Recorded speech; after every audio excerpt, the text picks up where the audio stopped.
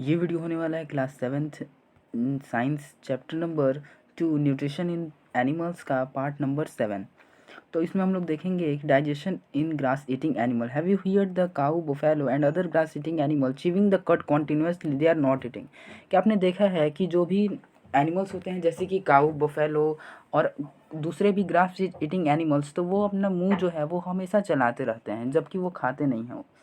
Actually, they are quickly swallow the grass and store in it part of stomach is called rumen। तो वो क्या करते हैं, जब भी उनको फूड मिलता है तो वो उसको जल्दी जल्दी करके swallow मतलब निकल कर उसको स्टोर कर लेते हैं, ग्रास और स्टोर को। और उनके पेट में एक स्टोरेज तरह का ग्लैंड होता है जिसको कहा जाता है rumen।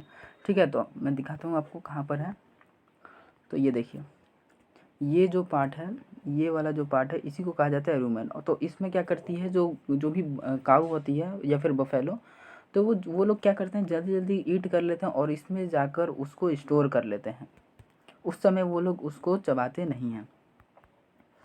और क्या दिया हुआ है, here the food gets partial digested is called curd. तो यहाँ पर जो फूड है वो पार्शियली डाइजेस्ट होता है, पूरी तरह से डाइजेस्ट नहीं होता है, उसी फूड को कहा जाता है कर्ड। ठीक है, तो क्वेश्चन में आ सकता है कि what is curd. But later the curd returns to the mouth into the small lumps and cow chew it is. This process is called rumination.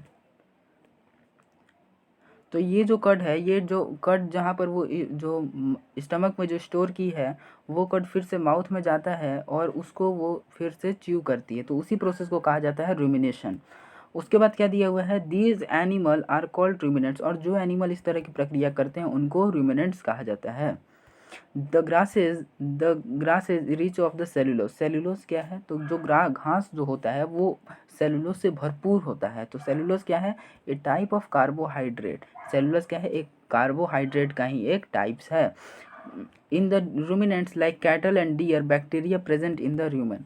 अब ये जो भी इस तरह के रूमिनेंट्स जो होते हैं, वैसे एनिमल जो कर्ड चिविंग का प्रोसेस करते हैं, उनमें क्या होता है, बैक्टीरियाज, उनके इंजाइम्स जो होते हैं वो स्टमक में प्रेजेंट होते हैं, जो क्या करते हैं, डाइजेशन में मदद करते हैं, सेलुलोज के डाइजेशन में मदद करते हैं। Many animals include humans can not digest cellulose. लेकिन बहुत सारे एनिमल्स या फिर ह्यूमन ये सेलुलोज को डाइजेस्ट नहीं कर सकते हैं। Animals like horses, rabbit have the large sac like structure called caecum.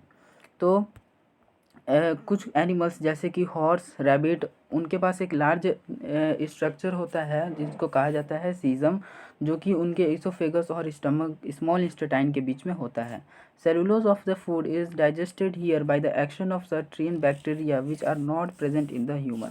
तो सेलुलोज आखिर किस तरह से डाइजेस्ट होता है इन रूमिनेंट्स में, तो इनमें एक अलग तरह प्रकार का बैक्टीरिया होता है जो इनको हेल्प करता है डाइजेस्ट करने में। So far you have heard animals which possess।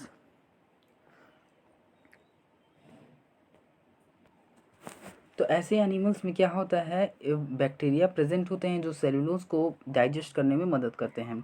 So far you have learn that animals which possess the digestive system but they are many small organism which do not have mouth. तो अब हम लोग तो पढ़ लिए कि जो बड़े बड़े एनिमल्स होते हैं उनमें पूरी तरह से एक सिस्टम होता है जिसको कहा जाता है डाइजेस्टिव सिस्टम।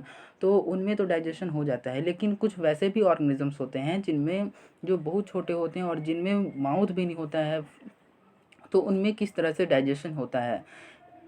तो यही अभी हम लोग यहीं तक पढ़ेंगे। तो अगर आपको वीडियो अच्छा लगे तो वीडियो को कर दीजिए लाइक और एनसीईआरटी रैंकर्स को भी कर दीजिए सब्सक्राइब।